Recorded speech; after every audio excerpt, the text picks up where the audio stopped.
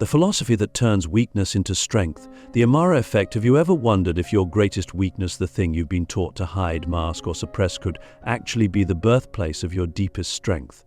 What if the very thing you fear disqualifies you from greatness is actually the one thing that could unlock your ultimate potential? That is the core question behind what I call the Amara Effect. It's not a theory. It's not a self-help gimmick. It's a way of seeing the world and yourself that fundamentally rewires how you respond to pain, failure, and perceived inadequacy. And once you understand it, you will never look at your flaws the same way again. We live in a culture obsessed with strength, winning, optimizing, performing, achieving. From the moment we're children, we're taught to showcase our talents and hide our scars. We're told to harden up, fake it till we make it, act confident even when we're not. We're rewarded for being polished, not real. And so we learn to wear masks. We learn to armor ourselves with perfectionism, sarcasm, distraction. And we start believing that our value is tied to how strong we appear, how unbreakable we seem. But here's the twist: this obsession with strength doesn't make us stronger. It makes us more fragile. Because anything that threatens our image of power becomes a threat to our identity. Click subscribe to this channel to get more profound insights. The Amara Effect is a rebellion against that illusion. It's the radical idea that weakness is not the opposite of strength, it is the seed of it. That the places where we break are the same places where we can be most deeply rebuilt. That failure isn't the end of the story, it's where the real story begins. But to understand this, we have to shift how we define both weakness and strength. Weakness, as we've been taught to fear it, is not flaws or limitations. It's not being soft or emotional or uncertain. True weakness is refusing to confront what hurts you. It's hiding from your past. It's denying your insecurities. It's pretending you're in control when you're not. It's the illusion of invulnerability. And true strength, it's not perfection. It's not dominance. It's not being unbothered. Real strength is the capacity to face what breaks you and stay open. To feel deeply without being destroyed. To keep going even when everything inside you says stop. To be honest about your pain and still choose to move forward with dignity. That's power.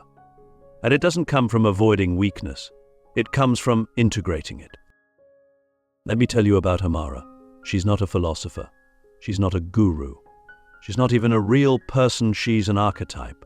Amara is the name I give to the part of every human being that turns trauma into wisdom, who walks through the fire and comes out more alive, who chooses to feel everything and still rise. She's the part of you that survives what should have broken you and becomes more than you were before. And the Amara Effect is what happens when you stop running from your wounds and start working with them. Think about this. What if your anxiety is a signal, not a flaw? What if your fear is a compass, not a cage? What if your heartbreak didn't destroy you but carved out space inside you for something deeper? We're so quick to judge ourselves by our pain, to see it as a deficit. But what if it's data? What if your pain is your teacher? This is where most people look away. Because facing your pain means facing who you really are, not the version you curate for others, but the raw, unfiltered truth. And that takes courage. More courage than pretending to be strong ever will. But when you do, when you stop fighting your pain and start listening to it, you begin to see the architecture of a different kind of power. The kind that doesn't need to dominate because it's grounded. The kind that doesn't need to prove anything because it knows who it is. The kind that's not afraid to say, yes, I've been broken. And yes, I've rebuilt myself. Let me ask you something. What part of you have you been taught to hide? What part of your story still carries shame? What would happen if, instead of burying it, you brought it into the light and asked it what it's here to teach you? This is the beginning of the Amara Effect. It starts when you stop seeing your weakness as something to eliminate and start seeing it as a doorway, a threshold, a sacred entry point into a version of yourself you've never fully met. And once you cross that threshold, the way you define strength will never be the same again. In the next part, we're going to dive even deeper and explore how this philosophy actually plays out in the real world. How people have used their deepest wounds to become the most powerful versions of themselves. And how you can too if you're willing to stop pretending and start transforming. The fire beneath the mask, how your deepest pain becomes your highest power. There is a moment in every person's life, maybe once, maybe several times, when something breaks. It might be a betrayal. a failure, a loss so deep it rearranges your internal universe. And in that moment, something inside you whispers, "You won't recover from this." We all hear it, that voice of finality, the quiet suggestion that this pain isn't just temporary, it's defining.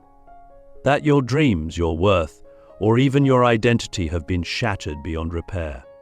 But what if that voice is lying? What if that pain isn't the end of your story but the raw material from which your true self is meant to be forged? This is the core of the Amara Effect. The idea that your greatest suffering holds within it the seed of your greatest strength, but only if you stop trying to escape it. Because here's what we get wrong about transformation. We think it's about fixing ourselves, making the pain go away, becoming someone who never breaks again. But actual transformation, the kind that changes your life permanently, isn't about avoidance. It's about alchemy. It's about taking the very thing you thought would destroy you and using it as fuel to become something even stronger, even wiser, even more alive than you were before. But to do that, you have to do what almost no one teaches you how to do anymore. You have to sit with your pain. Not distract from it. Not numb it. Not package it into a story so quickly that you don't even feel it. You have to go into the fire. And that's terrifying, because the fire strips you of your masks. It burns away your defenses. It forces you to face the truth, that you are not in control, that you are vulnerable, that you are human. But here's the paradox: once you accept that truth, once you let the fire do its work, you emerge with a power that can't be faked, because it's been earned.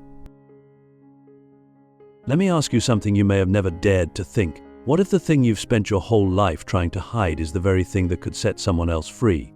What if your survival, your healing, your story is exactly what someone else needs to see to believe that they, too, can rise? When you deny your pain, you cut yourself off from that possibility. But when you own it, when you integrate it, it becomes not just your burden, but your gift. Think of the most powerful people you've ever met, not the loudest, not the richest, but the ones whose presence you can feel when they walk into a room. The ones whose words carry weight, not because they shout, but because they've lived. Those are the people who have walked through fire. They're not powerful because they're untouched by pain. They're powerful because they've befriended it. They've learned to speak its language. They've learned to sit with grief and not flinch, to face fear and not run. And because of that, they carry a kind of grounded wisdom the world desperately needs. The Amara Effect teaches us that your pain is not your weakness. It's your path, your teacher.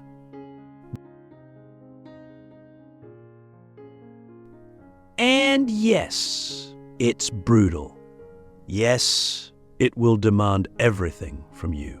But what it gives back is priceless.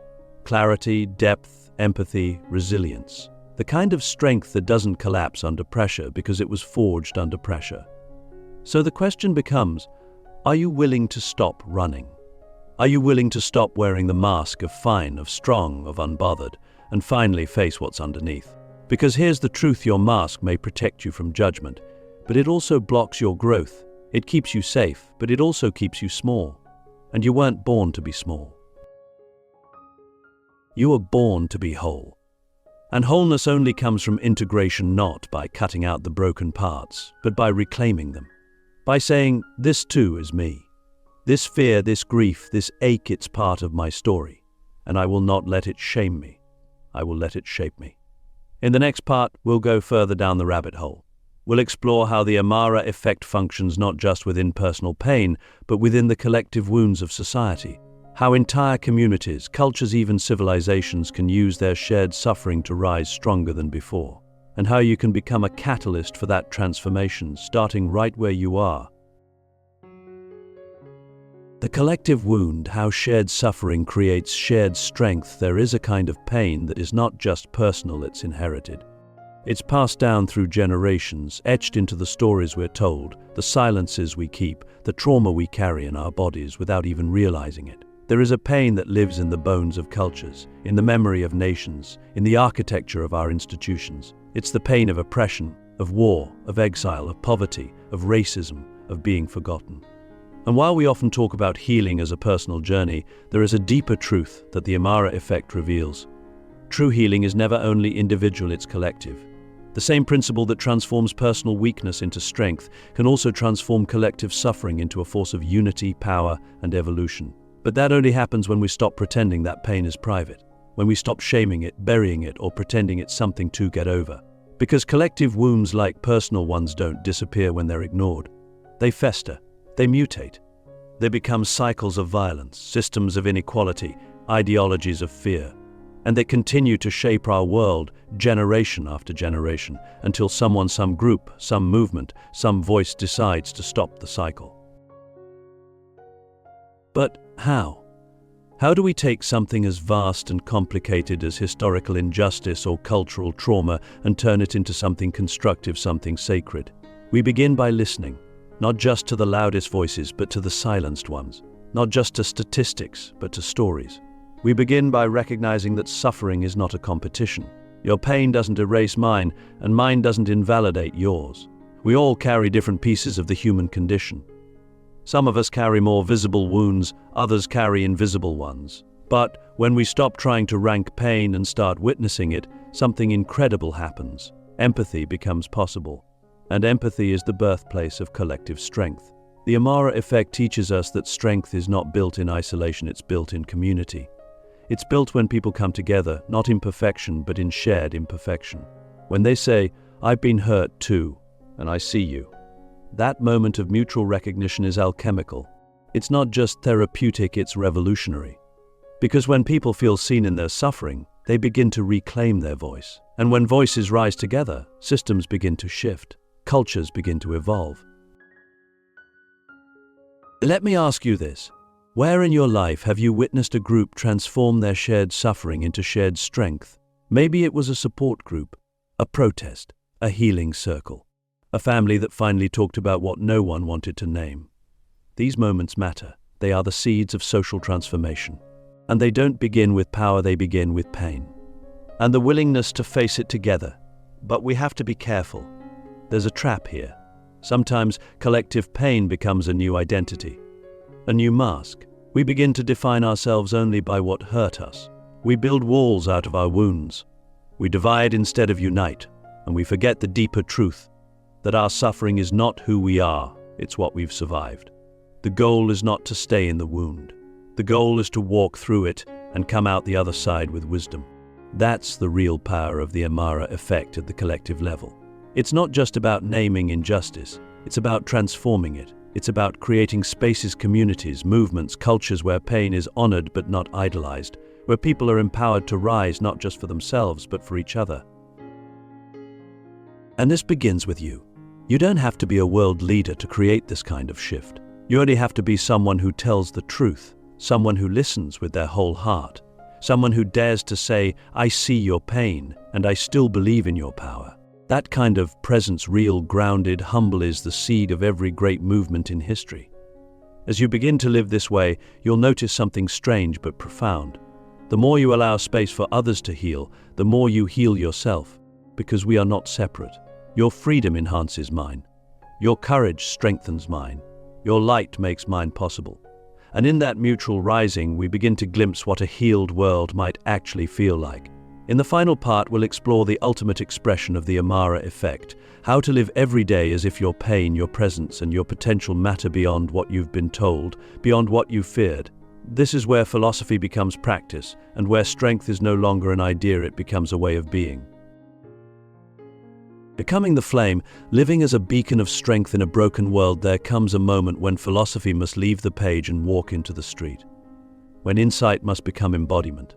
When the wisdom you've uncovered through pain, reflection, and the fire of your own transformation must begin to shape how you move through the world. This is the final, most difficult stage of the Amara Effect. Living it, not just understanding it, not just talking about it, but becoming it every day with every step in every interaction. Becoming a living signal, a presence, a flame, not to burn others, but to illuminate the path. By now, we've seen that pain is not the enemy. That weakness is not the end. That wounds are not defects, but doorways. And that strength, real strength, is not domination, it is integration. But what does it look like to live this way? In a world that still rewards performance over authenticity, distraction over depth, and dominance over humility, How do you live as someone who has turned weakness into strength without pretending to be invincible?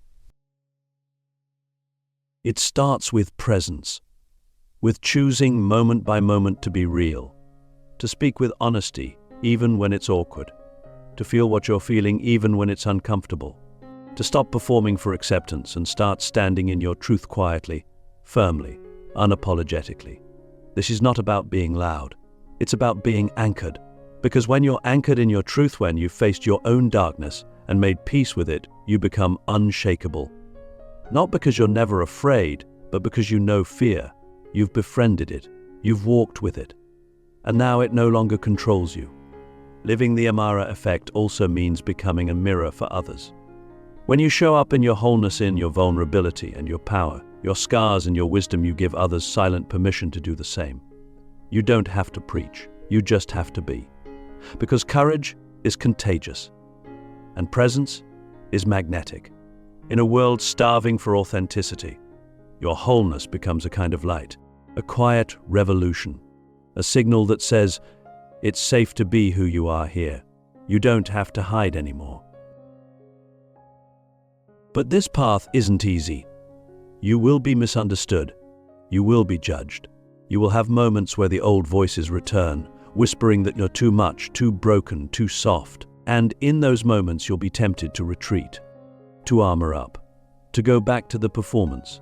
But that is the exact moment where the Amara Effect must be chosen again. Not with grand gestures, but with small, defiant acts of truth, a breath, a pause, a whisper to yourself. I will not abandon who I've become to make others comfortable. Let me ask you something. What would your life look like if you lived every day as if your journey mattered deeply not just to you, but to the world? What if your healing wasn't just personal, it was a gift? What if every time you chose to show up fully, you were helping to rewrite the story of what strength looks like for everyone around you? Because that's what this is really about. Not just your transformation, but ours. The Amara Effect at its highest expression is not just about turning your weakness into strength. It's about becoming a source of strength for others. Not by fixing them, not by saving them, but by being so deeply rooted in your own truth that your presence becomes a lighthouse for anyone still lost in the dark. You don't need to be famous. You don't need to be perfect. You don't need to have it all figured out. You just need to be honest, grounded, willing. Willing to live as if your life matters, as if your scars are sacred, as if strength is not the absence of pain, but the courage to keep loving, creating, and showing up because of it. That is the Amara Effect. Not a philosophy you admire, but a flame you carry. May you carry it boldly, quietly, with compassion. And may it light the way for others who are still waiting to remember that their weakness too is the beginning of something powerful. Now go. Be the flame.